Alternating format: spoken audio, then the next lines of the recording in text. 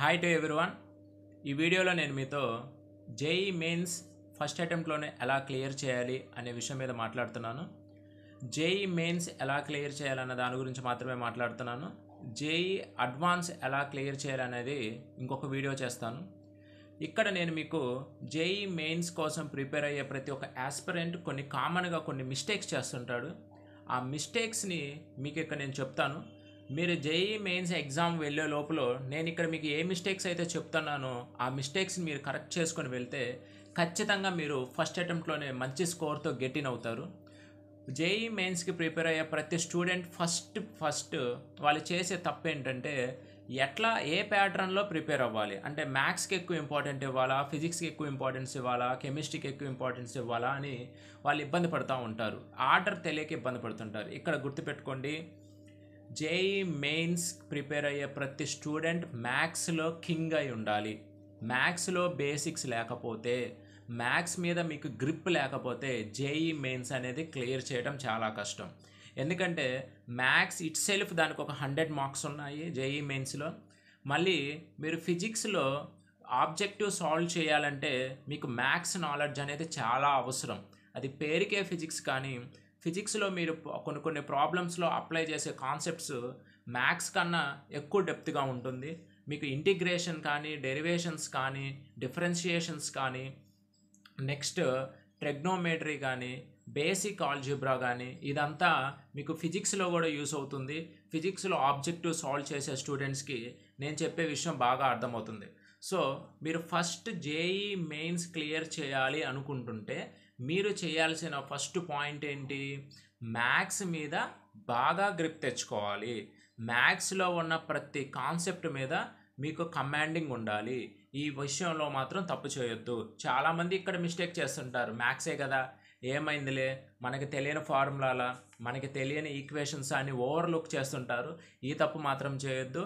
ఎందుకంటే మ్యాథ్స్ అనేది మీకు ఓన్లీ మ్యాథ్స్లోనే కాదు, అటు ఫిజిక్స్లోను ఇటు కెమిస్ట్రీలోనూ ఇక్కడ మ్యాథ్స్ యొక్క కాన్సెప్ట్స్ మీకు చాలా యూజ్ అవుతాయి. సో ఫస్ట్ ఈ మిస్టేక్ చేయొద్దు. మ్యాథ్స్ని బాగా డెప్త్గా నేర్చుకోండి. మ్యాథ్స్ అప్లికేషన్స్ నేర్చుకోండి. మీకు మ్యాథ్స్ వచ్చిందంటే జేఈ మెయిన్స్ని మీరు 50% క్లియర్ చేసినట్లే. రెండో పాయింట్ ఏంటంటే స్టూడెంట్స్ చేసే ఇంకొక మిస్టేక్, వెయిటేజ్ని స్కిప్ చేస్తుంటారు. ఓకే, ఎన్టీఏ వాళ్ళు వెయిటేజ్ ఇస్తారు జేఈ మెయిన్స్ నోటిఫికేషన్ రిలీజ్ చేసినప్పుడు. అంటే వాళ్ళు క్లియర్గా చెప్తున్నారు, ఈ టాపిక్స్ నుంచి మేము ఇంత పర్సెంటేజ్ మాత్రమే, అంటే ఒక క్వశ్చన్ అడుగుతున్నామా 2 క్వశ్చన్స్ అడుగుతున్నామా అని క్లియర్గా ఇస్తారు.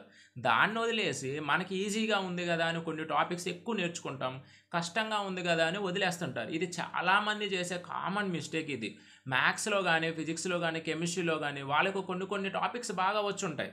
వాటి మీద ఎక్కువ ప్రాక్టీస్ చేస్తుంటారు, వాటి మీద ఎక్కువ ఫోకస్ చేస్తుంటారు. కొన్ని వాళ్ళకి డిఫికల్ట్గా ఉంటాయి, వాటిని వదిలేస్తుంటారు, స్కిప్ చేస్తుంటారు. కానీ మనకి ఎక్కువ వచ్చు కదా ఈ టాపిక్ అని చెప్పి ఎక్కువ క్వశ్చన్లు అడగడు. అక్కడ మనకి రాలేదు కదా అని చెప్పేసి ఇందులో నుంచి అడగడం వదిలేయడు.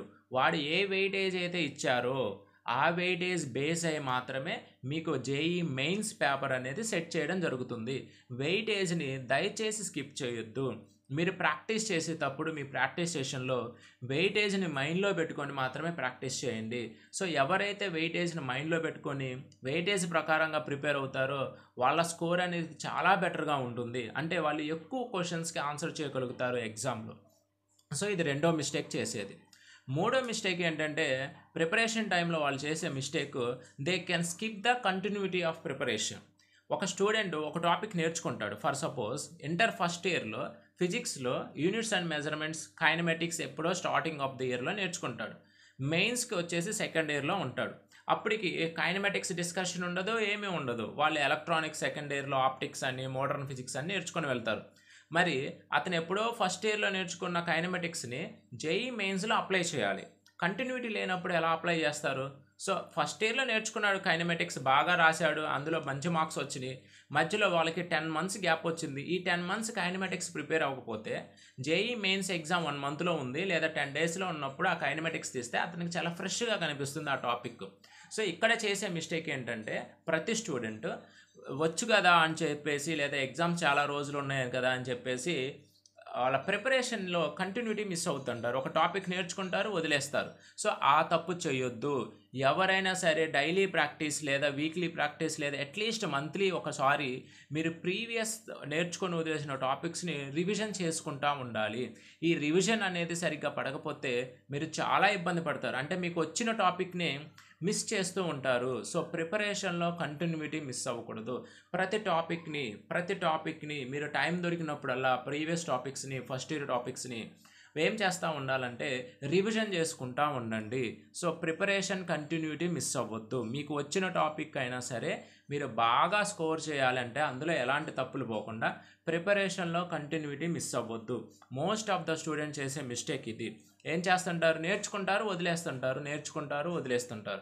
సో మీరు అలా నేర్చుకొని వదిలేస్తూ ఉంటే మీకు అందులో ఉన్న కంటెంట్ ఎప్పటికీ గుర్తుంటుంది. సో మీ యొక్క ఆ కంటెంట్ గుర్తుండాలంటే నెంబర్ ఆఫ్ టైమ్స్ ప్రాక్టీస్ చేస్తూ ఉండాలి. సో ఇది మీరు చేసే మరొక మిస్టేక్. ఇంకొక మిస్టేక్ ఏంటంటే జేఈ మెయిన్స్లో ప్రతి స్టూడెంట్ చేసేటప్పుడు ఎగ్జామ్ టైంలో చేస్తుంటాడు ఈ మిస్టేక్. ఎప్పుడంటే దే మిస్ ద యాక్యురసీ.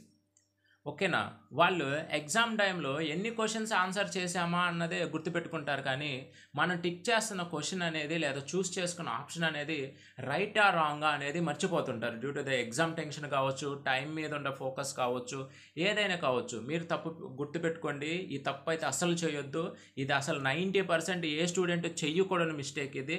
కానీ ఎక్కువ మంది స్టూడెంట్స్ చేసే మిస్టేక్ కూడా ఇది. సార్ నేను అన్ని క్వశ్చన్లు ఆన్సర్ చేశాను, ఇన్ని క్వశ్చన్లు ఆన్సర్ చేశాను, బట్ ఎందుకో పర్సంటైల్ మిస్ అయింది సార్ అంటుంటారు.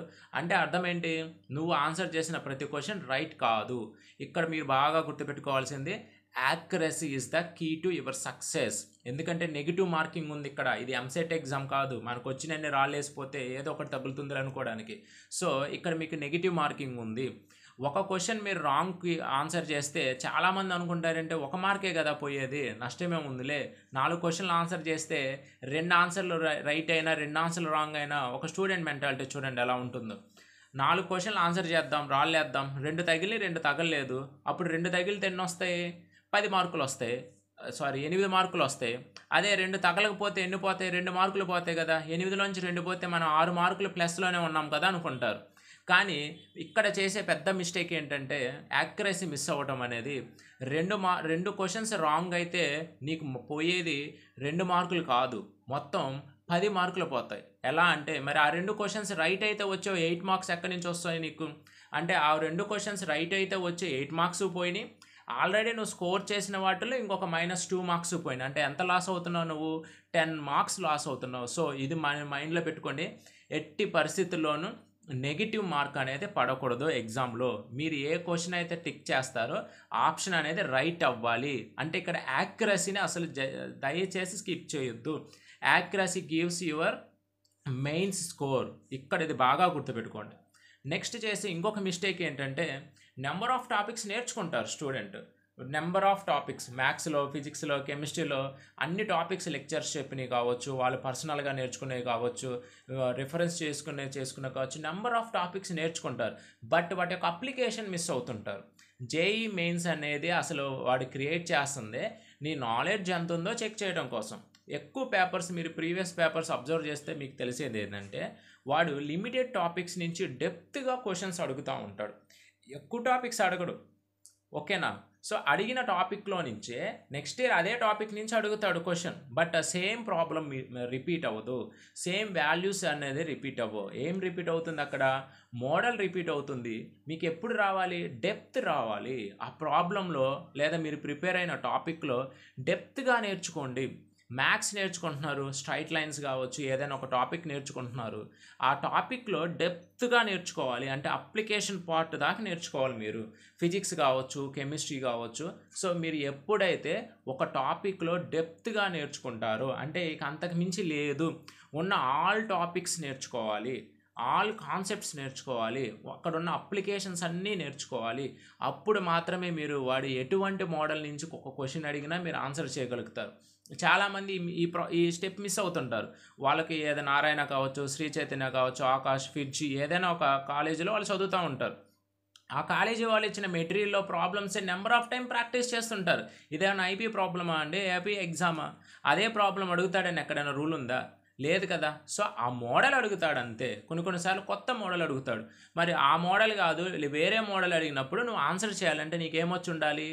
ఆ టాపిక్లో నీకు డెప్త్గా టాపిక్ అందులో ఉన్న నాలెడ్జ్ వచ్చి ఉండాలి. అప్పుడు మాత్రమే మీరు అటెంప్ట్ చేయగలుగుతారు. సో మీ కాలేజీ వాళ్ళు మీకు ప్రొవైడ్ చేసిన బుక్స్ని, అందులో ఉన్న ప్రాబ్లమ్స్ని పదే పదే పదే పదే చేయడం వల్ల యూజ్ లేదు. మీరు చేయాల్సింది ఏంటి, మళ్ళీ చెప్తున్నాను, ఇది ఎవరైతే నేను చెప్తున్న పాయింట్ కొంచెం అర్థం చేసుకోండి, వీడియో మళ్ళీ చూడండి, ఫస్ట్ నుంచి మళ్ళీ చూడండి, నేనేం చెప్తున్నాను అర్థమవుతుంది. ఇక్కడ మీరు చేయాల్సిన పాయింట్ ఏంటంటే టాపిక్ని డెప్త్గా నేర్చుకోండి. ఎక్కువ ప్రాబ్లమ్స్ చేయొద్దు, వెరైటీ ఆఫ్ మోడల్స్ చేయండి. ఇక్కడ ఎక్కువ నెంబర్ ఆఫ్ క్వశ్చన్స్ చేయడం వేరు, ఎక్కువ నెంబర్ ఆఫ్ మోడల్స్ చేయడం వేరు. నేను ఇక్కడ ఎక్కువ నెంబర్ ఆఫ్ క్వశ్చన్స్ సాల్వ్ చేయమని చెప్పట్లేదు. ఏం చెప్తున్నాను, ఎక్కువ నెంబర్ ఆఫ్ మోడల్స్ ప్రాక్టీస్ చేయండి అంటున్నా. ఓకేనా? మోడల్స్ వేరు, క్వశ్చన్స్ వేరు. ఇది దయచేసి తెలుసుకోండి. మీరు చేయాల్సింది ఏంటంటే మ్యాథ్స్ అయినా, ఫిజిక్స్ అయినా, కెమిస్ట్రీ అయినా టాపిక్ నేర్చుకొని అందులో వెరైటీ ఆఫ్ ప్రాబ్లమ్స్ చేయండి, అప్లికేషన్స్ చేయండి, డెప్త్గా నేర్చుకోండి. అప్పుడు మాత్రమే బోర్డు వాళ్ళు ఎలాంటి క్వశ్చన్ అడిగినా మీరు ఈజీగా ఆన్సర్ చేయగలుగుతారు. ఓకేనా? సో ఈ మిస్టేక్స్ మీరు చేయకుండా ఉండి మంచిగా ఎగ్జామ్కి ప్రిపేర్ అయితే మెయిన్స్లో మీరు మంచి స్కోర్ చేయడం అనేది ఓకే, అది అంత పెద్ద కష్టమైన విషయం కాదు. ఎందుకంటే మనం చూస్తున్నాం ఎవ్రీ ఇయర్ 99%, 99.99% వస్తున్న స్టూడెంట్స్ చాలామంది ఉన్నారు. సో అంతమందికి ఆ పర్సెంటైల్ వచ్చినప్పుడు నీకు కూడా ఖచ్చితంగా వస్తుంది. మేము చెప్పిన ప్రతి పాయింట్ స్టూడెంట్స్ని అడిగి తెలుసుకున్న తర్వాతే ఈ విషయం తెలుస్తుంది. ఇక్కడ మీరు ఎగ్జామ్కి వెళ్ళే లోపల ఇంకొక పని కూడా చేయండి, ప్రీవియస్ పేపర్స్ని ఒకసారి స్టడీ చేసి వెళ్ళండి. అంటే ప్రీవియస్ పేపర్లో ప్రాబ్లమే వస్తుందని నేను చెప్పట్లేదు. నేనేం చెప్తున్నానంటే ప్రీవియస్ పేపర్స్ మీరు ఒకసారి స్టడీ చేయడం వల్ల ఇంతకుముందు జేఈ మెయిన్స్లో అడిగిన ప్రాబ్లమ్స్ మీరు సాల్వ్ చేయగలుగుతున్నారా లేదా, ఆ మోడల్స్ మీరు కవర్ చేశారా లేదా అన్న విషయం మీద మీకు క్లారిటీ వస్తుంది. ఎప్పుడైతే మనకు ఒక టాపిక్లో క్లారిటీ ఉంటుందో అప్పుడు మనకి ఆటోమేటిక్గా కాన్ఫిడెన్స్ అనేది డెవలప్ అవుతుంది. మన ఎగ్జామ్లో మన పర్ఫార్మెన్స్ డిసైడ్ చేసేది ఒకటి సబ్జెక్ట్ అయితే, రెండు మన confidence. So I wish you very all the best. మీరందరూ జేఈ మెయిన్స్ బాగా రాసి మంచిగా అందులో క్వాలిఫై అవ్వాలని కోరుకుంటున్నాను. ఈ వీడియో మీరు చివరి వరకు చూశారంటే మీకు ఖచ్చితంగా నచ్చే ఉంటుంది. లైక్ చేయండి, షేర్ చేయండి, సబ్స్క్రైబ్ చేయండి. Thank you.